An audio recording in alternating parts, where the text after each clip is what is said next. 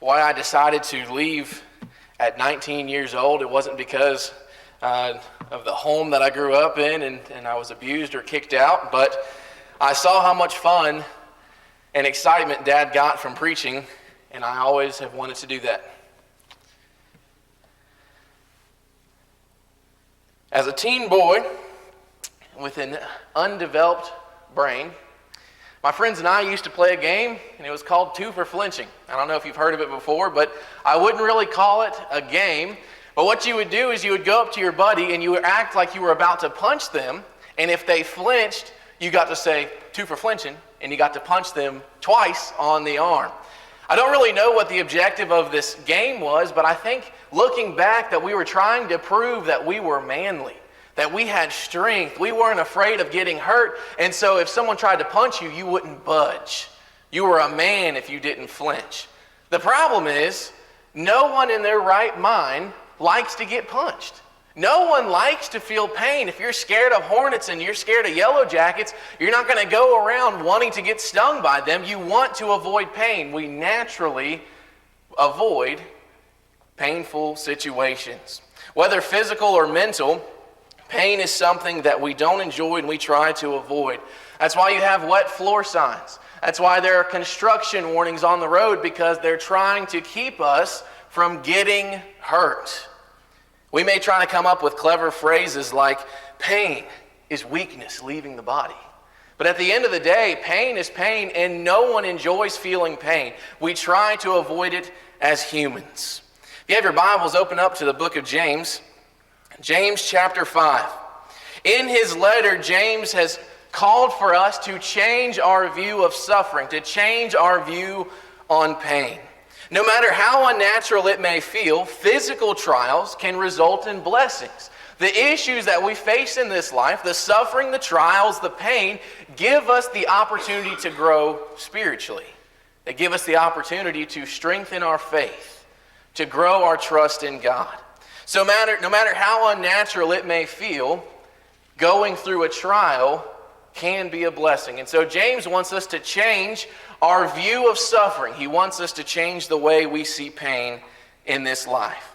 However, we still don't enjoy suffering, and we try, naturally, to avoid it at all costs. In fact, there are some times when suffering is completely unavoidable. There are even people who choose to suffer. You ever suffered through a diet? We choose to go on a diet, and that is the definition of suffering. People choose to punish their bodies by running miles on end. We don't get it, but guess what?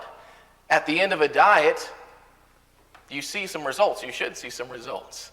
If you're running, if you're strength training, you will see results from that suffering, and so we do choose to suffer sometimes. Suffering and pain can lead to a desirable outcome. James tells us in the beginning of his letter that suffering produces endurance, which ultimately benefits us spiritually. Suffering is inevitable, and as humans, it helps to have some encouragement to figure out why it is that we're going through the suffering in our lives. This afternoon, we are looking at the topic of a word of fortitude for the faithful. What exactly should we remember in suffering? What should come to mind when we face pain in this life? What is it that should motivate us to continue serving our Father? In these final verses, James, as he has been walking through the book, he gives us all these different principles that we should put in place in our lives, and he gives some final statements in chapter 5, and he's really summarizing all of the principles that he has mentioned up to this point. And he draws our attention to one of the most important aspects of our faith. As we look at who we are as God's people, one thing that should never escape our mind is the fact that the coming of the Lord is near. Living with that aspect in mind should change the way we view suffering. Living with that fact in mind should change our attitude towards this life. So James, he draws our attention to this aspect of our faith, the coming of the Lord. And as we're looking at this section, he's trying to give us these tips on what we should dwell on in the midst of suffering. James talks about the coming of the Lord. The thought of standing before God on that day should motivate us to live righteously in this life. James chapter 5 and verse 1 is the start of our context for our lesson this morning. As we begin James chapter 5, he tells the rich in verse 1 to weep and howl for your miseries which are coming upon you.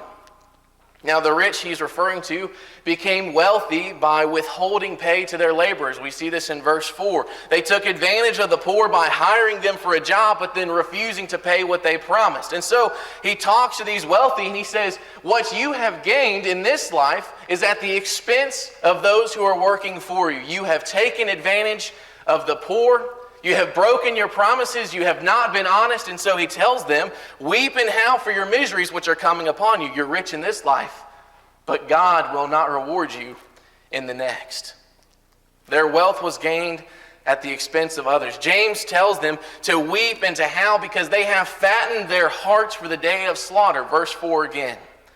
They have put to death the righteous. Their cries have reached the ears of the Lord of armies, of Sabaoth, and the rich have made God their enemy. We see in James chapter 4 and verse 4 that God opposes the proud. These rich and wealthy, they were arrogant, they were greedy, and they only were concerned for themselves, and they will not be rewarded on the last day. The trials and suffering we read of in James chapter 5, verses 7 through 12, you're just thinking, wow, he's got a long book of James. James chapter 5, verses 7 through 12, what we read of here, the trials and the suffering that takes place are as a direct result of the wealthy who are taking advantage of these poor Christians. So James gives us a word of fortitude to the faithful here in this context who are suffering at the hands of evil men. Anyone here as a Christian ever suffered at the hands of the world?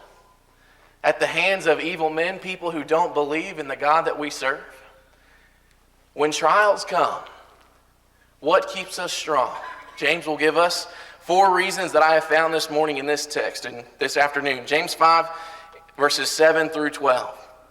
Remember in suffering and trials, number 1, to be patient. Beginning in verse 7, he says, therefore, be patient, brethren, until the coming of the Lord. The farmer waits for the precious produce of the soil, being patient about it until it gets the early and late rains. Verse 7 begins with the word therefore, so James is continuing a context, the thought of what he had brought up previous with these rich people, and now he shifts his focus. At first he tells the rich who are taking advantage of the poor to weep and mourn, and then he says what you're doing is not acceptable to God, and then he shifts his focus and he says therefore. Now he's talking to the laborers, the ones who are being abused by their employers. What does he tell them to do? He says, be patient. This word is defined as long-suffering or to remain tranquil while bearing up under provocation without complaint. The poor were suffering at the hands of the wealthy, but James says, be patient. These laborers who are working for their employers, as was mentioned in a previous lesson in the past hour, these workers were so poor that they relied on the pay that they got that day to take care of their families. And so put yourself in the shoes of these poor laborers who are there working for these rich men, and as they are trying to labor and get money for their family, at the end of the day, they come home empty-handed. And so James doesn't say, take it into your own hands, find a way to get some money. What does he say? Be patient. And of course, if we're in that situation, I would be asking the question, how long? How long are we supposed to put up with this abuse? How long should we suffer? How long should they get away with this sin? What does James say? You know, how long is a question that we really like knowing the answer to. If you're starving and the supper's getting cooked, what do you ask? How long till it's ready? If you're in the store and your wife's shopping and you're ready to leave, what's a question husbands we like to ask? How long till you're done shopping? How long? You may be asking how long is left to this lesson. 30 minutes, 28 seconds. How long? That's a question we like to know the answer to. Knowing the end point of something makes bearing with it a little easier. These Christians were suffering. They had no clue how long they would have to stay in this situation. James says, be patient. And they say, how long? You know what James says? Until the coming of the Lord. When we suffer or face trials, how long should we remain faithful and patient? As long as it takes to see God. We're called to keep ourselves unstained from the world until we die, which could be tomorrow. For these poor Christians, death could have been at any moment. James reminds them, God's going to take care of everything in the end. Be patient. Wait on the Lord. And so in suffering and trials, be patient, knowing that God will take care of you. Second, James tells us, verse 8, to strengthen our hearts. He says in verse 8, you too be patient. Again, repeats that. And then he says, strengthen your hearts, for the coming of the Lord is near. The heart has been a topic that James has mentioned several times in his letter. Beginning chapter 1 and verse 26, he says, you can deceive your hearts. Chapter 3, verse 14, he says, we can fill our hearts with bitter jealousy and selfish ambition. Chapter 4 and verse 8, he calls us to purify our hearts. Chapter 5 and verse 5, self-indulgence can fatten our hearts for the day of slaughter. And now, in contrast, what does he say? Strengthen your hearts. Now, he's not telling these people here to start a cardio regimen or eat Cheerios and take CoQ10. That's not what he's talking about. He's talking about their center of thinking. Eric Owens explained it far better than I could last night when he talked about the 4 different aspects of the heart, and that is that the heart influences our actions. What we believe in here will eventually come out, as Dale mentioned earlier in his lesson as well. He's not telling them to focus on the physical problems that they have in their life. He tells them, look inside. Focus on your center of thinking, because it's what influences our actions. When we strengthen our center of thinking, there's a direct correlation with what we will focus on in this life. So what should be our focus? James tells us again, the coming of the Lord. He says here that this day was near. Not that the end of the world was at hand, but that through death, these poor laborers would be standing before the throne of God very soon. This kind of gives us a glimpse into the extent of the suffering that they were going through. When James says, you're going to be standing before God very soon, not that the end of the world was coming, but that through death, you will be standing before the throne of God. They were so mistreated, they were at the point of death. But rather than worry about self-preservation, think about where you'll be the moment you pass from this life. We're told in James chapter 4 and verse 14 that our life is a vapor, here 1 minute and then gone the next. So don't get so focused on the suffering you face to the detriment of your own soul. If we lose focus on the eternal, what's the point of prolonging the temporal? For these poor Christians, they would have been tempted to do anything they could to take care of their families. If these employers are being dishonest and withholding pay, why should they keep their morality? In suffering, we should never lose our righteousness. James says in verse 9, do not complain, brethren, against one another, so that you yourselves may not be judged. Behold, the judge is standing right at the door. Notice that phrase. The judge is standing right at the door. I want you to picture in your mind that you have made plans to go have dinner with a friend. And so your journey begins at your home. You get dressed, you get in your car, you drive the route to your friend's house, you get there, you unbuckle, you open your door, you get out of your car, you walk up to the door, and there's only one more step before you're inside your friend's home. And that is, the door needs to be opened and you need to enter. James here says that the judge is standing right at the door. This paints the picture that our judgment is right in front of us, ready to take place. Judgment is near. Our life is a vapor. So don't do something in this life that will take away what is coming in the next. James began his letter with a statement on suffering, and he ends with suffering. Chapter 1 and verse 2, he says suffering can produce endurance. And then in chapter 5, as we just read, he talks about how suffering can give you the opportunity to strengthen your center of thinking, your hearts. As Christians in the 21st century, we might be tempted to act as though judgment is far off in the future. And that's a serious problem. If Christ was going to come back in 30 seconds. Would that scare you? You know, I have a timer set on my phone for 30 seconds.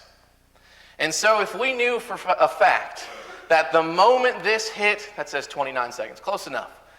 If you knew for a fact that the moment this hit 0, Christ was going to come back, would that worry you? 28 seconds. Christ is coming back. What's on your mind? Are you worried? 20 seconds. Is there something in your life that needs to change? 10 seconds. Christ is coming back.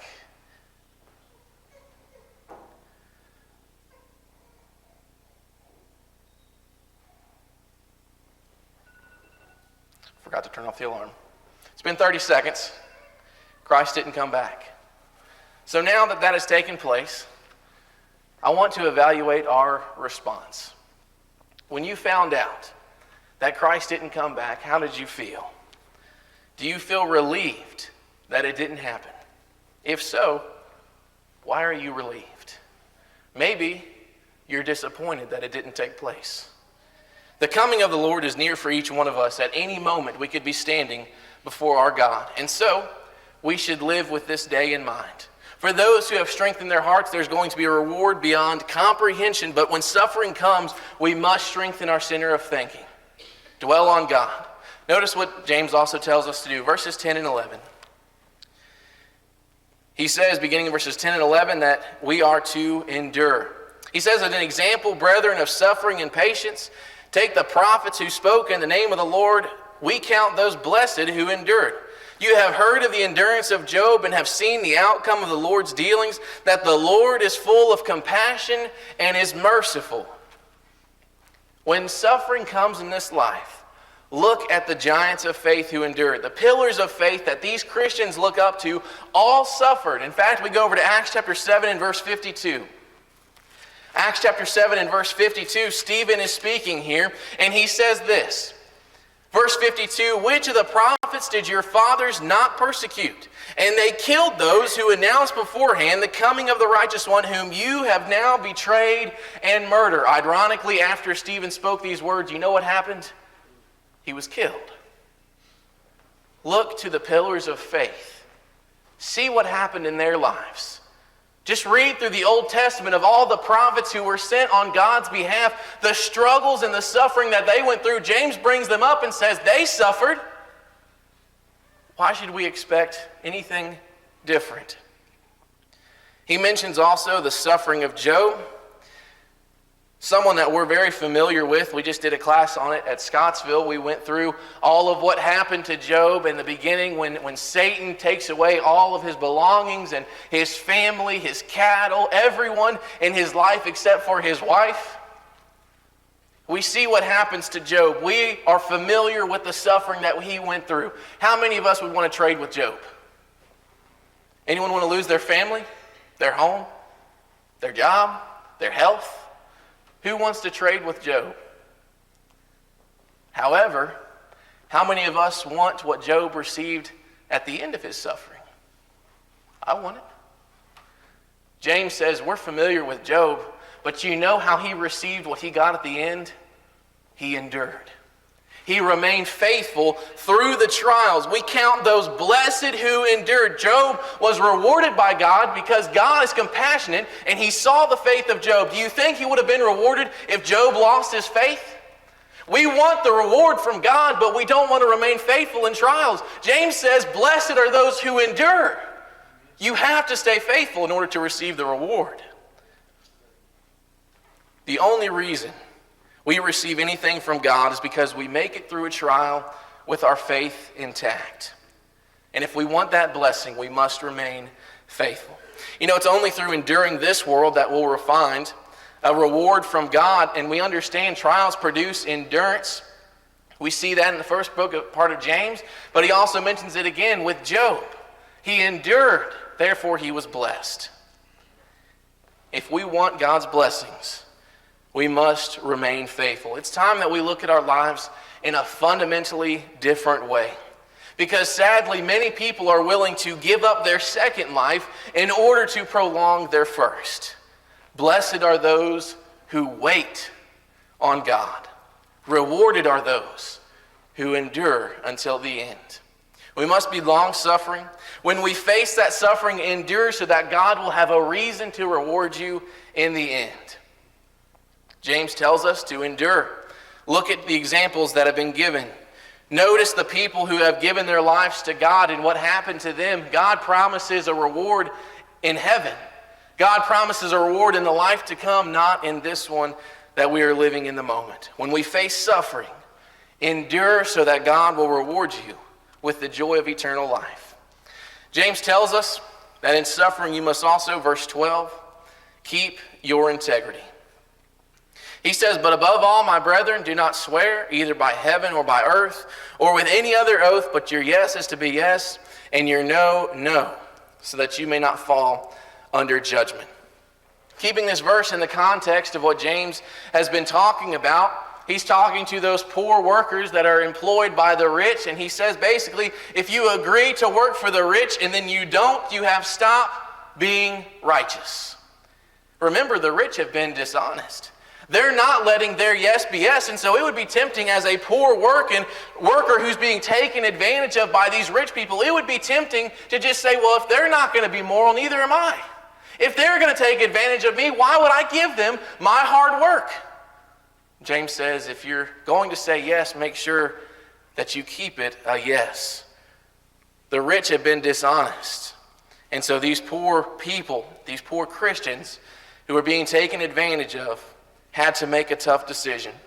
Often when we're tempted to compromise our character, we do it for someone else. These Christians who are being mistreated most likely had families, a spouse, children who needed to eat. Can't we compromise for the sake of our own families? Sometimes we tell lies in order to save the feelings of those that we love. Oftentimes we compromise for the sake of others. Is it wrong to compromise for our own families? If our integrity goes out the window in suffering, what does that say about our faith in God? Do we truly believe that we will be rewarded in the end if we try and save ourselves? It's easy to see how tempting it would be to stoop to their employer's level here in this context. If they're being dishonest, why should I be any different? But this is how the world thinks. Someone cuts you off in traffic. We're in Bowling Green. That's where it happens all the time. Someone pulls out in front of you, goes 5 miles an hour, and you're going 50. We want to get even. Play on the horn for half an hour to make ourselves feel better. And so we try and get even. If a spouse insults their spouse in the world, what happens? They'll turn around and it'll be back and forth and back and forth. We repay evil with evil. That's human nature. That's what we try and do to make ourselves feel better. Verse 12 says, do not swear either by heaven or by earth or with any other oath. I want to flip over to Matthew chapter 5 very quickly. Matthew chapter 5, verses 34 through 36. Jesus, in his Sermon on the Mount, says this, beginning in verse 34, but I say to you, do not take an oath at all, either by heaven, for it is the throne of God, or by earth, for it is his footstool, or by Jerusalem, for it is the city of the great king. Do not take an oath by your head, for you cannot make one hair white or black. To understand what James is saying and what Jesus is saying here as well, we need to recognize the Jews had lesser and greater oaths. It was the first century way of crossing their fingers behind their back. If they didn't want to make a commitment to someone and they didn't want to uphold what they were going to promise to them, they would swear and have different oaths, different levels of oaths. So if you swore by Jerusalem or you made an oath by Jerusalem, you're basically saying, yeah, there's a 60% chance that I'll do it, but there's also a 40% chance that it's a no. And so there was this compromise where you could say an oath and not feel too guilty about breaking it. Lesser and greater oaths. Jesus tells the Jews, no matter what kind of oath that you make, God will hold you accountable to your word. There's no greater or lesser oath. There is only yes or no. Applying this to James chapter 5, these Christians are being told to just wait on God. He'll make it right in the end. The dishonest employers will be dealt with. Hold on and stay faithful. Let God take care of it, because this life is a vapor, but the one that is to come will never end. Hold on to God. It's not going to end well for these rich men. We don't want to be in the same boat. Don't do something that you're going to regret later. As James mentions, the judge is near. We read about Lazarus in Luke 16. God didn't save Lazarus from his poverty on earth. In fact, every day Lazarus woke up to beg from the rich man, and he never got a crumb from him. He was never saved in this life, but you know what happened in the next? He was rewarded. Whenever we think about this life, the reward comes after our physical life here is over.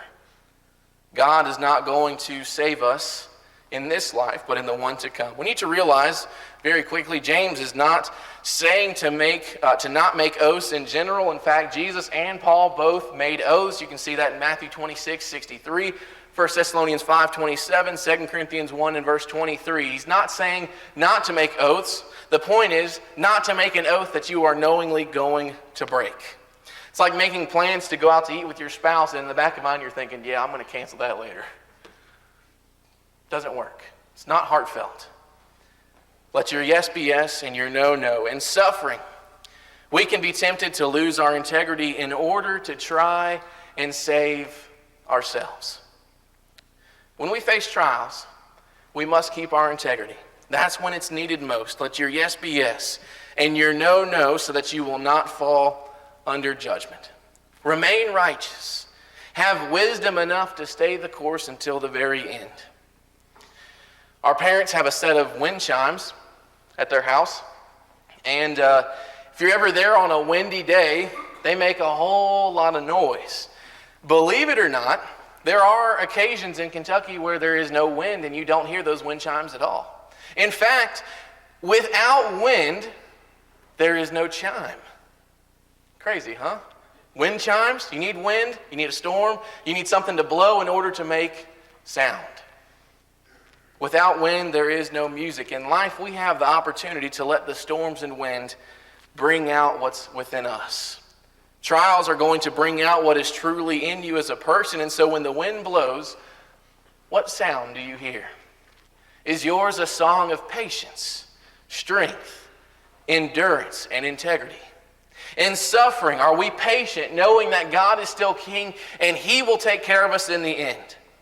Do we strengthen our hearts, our center of thinking, understanding that God's word is what guides us in this life, not other humans' wisdom? Do we endure, and do we keep our integrity? It's true, as humans, we don't enjoy pain. But what if temporary pain is just what we need to have eternal bliss with God? Seems like a good trade to me. James would tell us, be patient. Strengthen your hearts, endure, and keep your integrity in this life. Thank you.